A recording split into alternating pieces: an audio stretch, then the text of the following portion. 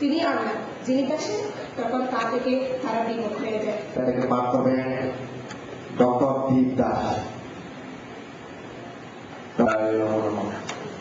শ্রীমৎ ভগবতী ভাগবত অভ্যুত্থান এবং দুষ্টকে ভাবে উদয় করব সারা সমাজ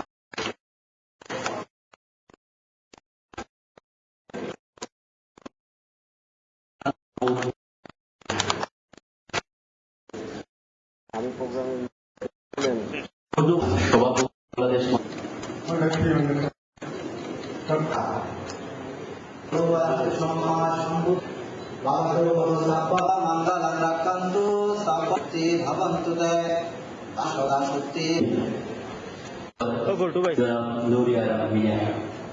প্রদান করছেন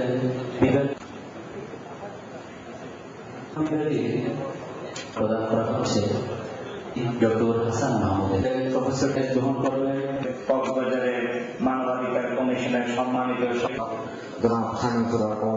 অনুরোধ করছি।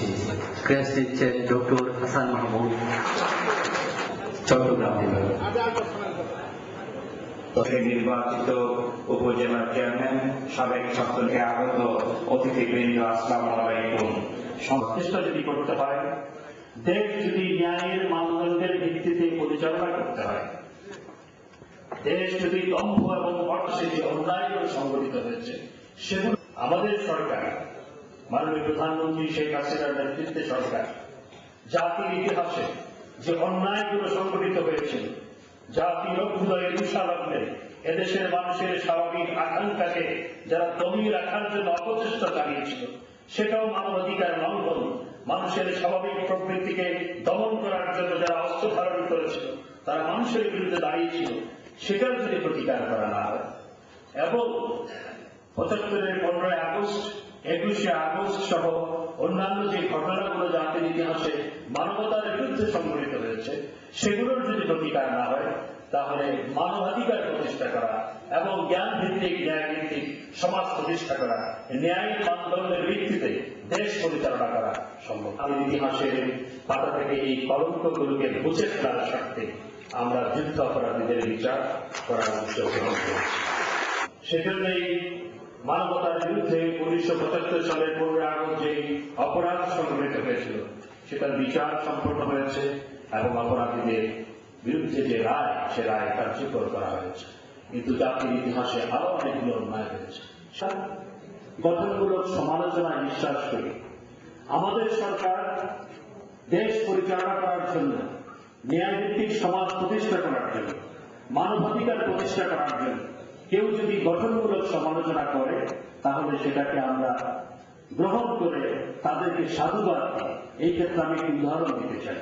আমি যেহেতু পরিবেশ মন্ত্রণালয়ের দায়িত্বে নিয়োজিত মন্ত্রী, বাংলাদেশের পত্রপত্রিকার মধ্যে আপনারা দেখতে পাবেন ডেইলি স্টার পত্রিকায় যে সবথেকে পরিবেশ দূষণের ঘটনাগুলো কোথায় ঘটছে সেগুলো অন্যান্য যে কোনো পত্রিকার তুলনায় অনেক বেশি তুলে ধরা হয়।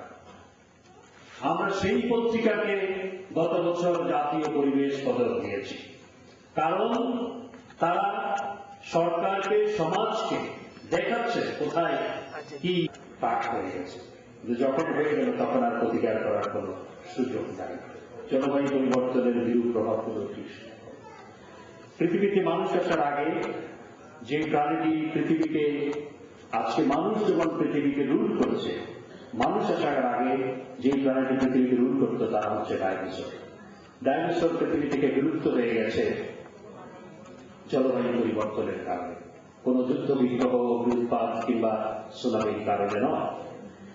তাই আজকে আমরা মানুষ পৃথিবীর সাথে যে আচরণ করছি, এই আচরণ যদি অব্যাহত থাকে, তাহলে যেভাবে ডাইনোসর গুলো বিলুপ্ত হয়ে গেছে, যেভাবে প্যান্ডা আজকে এন্ডেঞ্জার্ড স্পিসিস হয়েছে, যেভাবে রয়্যাল বেঙ্গল টাইগার আজকে এন্ডেঞ্জার্ড স্পিসিস, আজ থেকে কয়েক শতক পর মানুষ হবে এন্ডেঞ্জার্ড স্পিসিস। সুতরাং বিপন্ন পৃথিবী বাঁচাও মানবতা, এই স্লোগান যদি আজকের মূল প্রতিপাদ্য বিষয় হয়, এখানে জলবায়ু পরিবর্তন জনিত নেতিবাচক প্রভাবগুলো নিয়েও আমি মনে করি যারা মানবাধিকার নিয়ে কথা বলেন তাদেরকে কাজ করতে হবে। এবং সেই কাজ করতে গিয়ে আপনাদের কি করতে হবে? সেই কাজ করতে গিয়ে আপনাদের যেটা করা প্রয়োজন, যেটা রাষ্ট্র পরিচালনা করার ক্ষেত্রে অর্থনীতি তারা যেভাবে ধ্বংস করে প্লট তৈরি করছে, যারা অর্থনীতি, যারা কক্সবাজারের পরিবেশ বিনষ্ট করছে, তাদের বিরুদ্ধেও আপনাদেরকে কথা বলতে হবে। তাদের বিরুদ্ধে যদি আপনারা সচেতনতা তৈরি করেন, আমরা সরকারের পক্ষে তাদের বিরুদ্ধে ব্যবস্থা গ্রহণ করা অনেক বেশি সহজ হবে। ছড়িয়ে যায়। আমরা খুব গর্বিত এবং আনন্দিত। আমরা আশা করব ভবিষ্যৎ প্রধান আকর্ষণ গণপ্রজাতন্ত্রী বাংলাদেশ সরকারের মহানায়ক ডক্টর সাইফুল ইসলাম দিলদার মঞ্চে দেখুন, বাংলাদেশ হচ্ছে পৃথিবীতে জলবায়ু পরিবর্তনজনিত ঝুঁকিতে থাকা, আমাদের বিবেচনায় সবচাইতে ঝুঁকিতে থাকা দেশ, এবং এই ঝুঁকি মোকাবেলা করার ক্ষেত্রে বাংলাদেশ যে সমস্ত উদ্যোগ গ্রহণ করেছে ইতিমধ্যে, এগুলো শুধু দেশে নয়, বিদেশেও ব্যাপকভাবে প্রশংসিত হয়েছে। বাংলাদেশ এলডিসি কান্ট্রিগুলোর মধ্যে শুধু নয়, ডেভেলপিং কান্ট্রিগুলোর মধ্যেই প্রথম 2-3টি দেশের মধ্যে একটি দেশ যারা ক্লাইমেট চেঞ্জ স্ট্র্যাটেজি এবং অ্যাকশন প্ল্যান তৈরি করেছে। এবং বাংলাদেশ এই ক্লাইমেট চেঞ্জ স্ট্র্যাটেজি এবং অ্যাকশন প্ল্যানের 6টি থিমেটিক এরিয়ার অধীনে 44টি কর্মপরিকল্পনা গ্রহণ করেছে, যেগুলো অনেকগুলো বাস্তবায়ন শুরু হয়ে গেছে। আমাদের সরকার নিজস্ব তহবিল থেকে গত অর্থ বছরে 700 কোটি টাকা জলবায়ু পরিবর্তনজনিত ঝুঁকি মোকাবেলা করার জন্য বরাদ্দ দিয়েছিল। এই অর্থ বছরেও 700 কোটি টাকা আবার নতুনভাবে বরাদ্দ দেওয়া হয়েছে। এছাড়া ইতিমধ্যে আমাদের উন্নয়ন সহযোগীরা Bangladesh climate change resilience fund BCCRF সেখানে $110 মিলিয়ন দেওয়ার কথা নিশ্চিত করেছে। আরও অনেকে সেখানে কন্ট্রিবিউট করবে বলে আমাদেরকে জানিয়েছেন।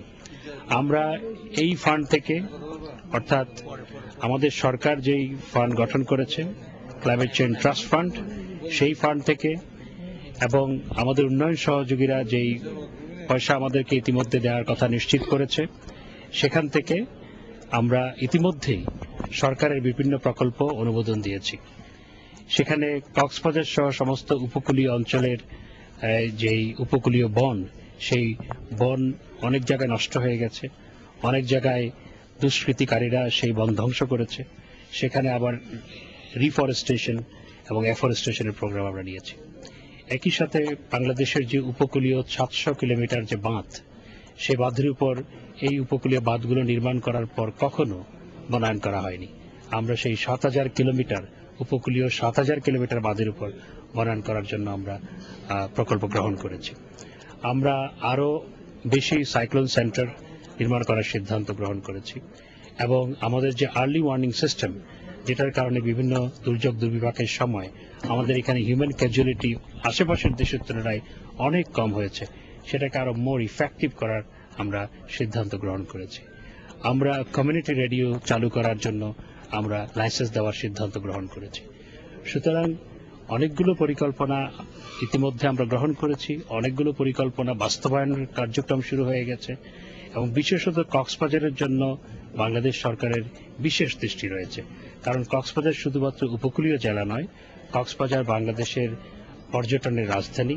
কক্সবাজারকে ঘিরে আমরা পর্যটন শিল্পকে যদি গড়ে তুলতে পারি, তাহলে কিন্তু আমরা বিপুল বৈদেশিক মুদ্রা অর্জন এবং নিজেদের ইন্টারনাল ট্যুরিজমের মাধ্যমেও আমরা অর্থনীতিকে আরও গতিশীল করতে পারব। এবং সেই কারণে আমরা কক্সবাজারের উপর বিশেষ দৃষ্টি বর্তমান সরকারের রয়েছে। মাননীয় প্রধানমন্ত্রীর সাথে ইতিমধ্যেই আমরা আলোচনা করেছি কক্সবাজারের জন্য একটি উন্নয়ন কর্তৃপক্ষ গঠন করার। কিন্তু আমি যেটা মনে করি যে কক্সবাজার যেহেতু উপকূলীয় জেলা এবং কক্সবাজারের জায়গা জমি যেহেতু দাম অতীতের তুলনায় অনেক বেড়ে গেছে, এখানে অর্থলিপ্সু ভূমিদস্যুদের দৃষ্টি এখানে পড়েছে। তারা নানাভাবে কক্সবাজারের বিভিন্ন জমি, সরকারি জমি, বনের জমি দখল ইতিপূর্বে করেছে। আমরা তারা যতই শক্তিশালী হোক না কেন সেগুলো উদ্ধার করব। ইতিমধ্যেই জেলা প্রশাসন এ ব্যাপারে গত সপ্তাহে কিছু পদক্ষেপ নিয়েছে, আরও ভবিষ্যতে অন্যান্য পদক্ষেপ নেওয়া হবে এবং পরিবেশ ধ্বংস করার জন্য যারা দায়ী তাদের বিরুদ্ধে ব্যবস্থা গ্রহণ করা হবে। এবং ইতিপূর্বে সরকার যখন ক্ষমতায় ছিল তখন রাজনৈতিক বিবেচনায় চিংড়ির ঘের তৈরি করার জন্য পরিবেশ ধ্বংসকারী যে পদক্ষেপগুলো গ্রহণ করেছিল এবং সেগুলোর সাথে যারা জড়িত ছিল সেই মামলাগুলোকে আমরা রিঅ্যাক্টিভেট করেছি এবং তাদের বিরুদ্ধেও ব্যবস্থা গ্রহণ করা হবে। কক্সবাজারের পাহাড়ি এলাকায় প্রচুর রোহিঙ্গা শরণার্থী রয়েছে এবং এই রোহিঙ্গা শরণার্থীরা আসছে সেই 60-এর দশক থেকে, এবং এখানে আমরা সরকার গ্রহণ করেছি মাত্র 25,000-এর মতো, সঠিক সংখ্যাটা আমি বলতে পারবো না, অর্থাৎ 20 থেকে 30,000-এর মতো রিফিউজি ক্যাম্পগুলোতে আছে, বাকি সবাই কিন্তু অবৈধভাবে এখানে বসবাস করছে। এটা একটা জাতীয় সমস্যা।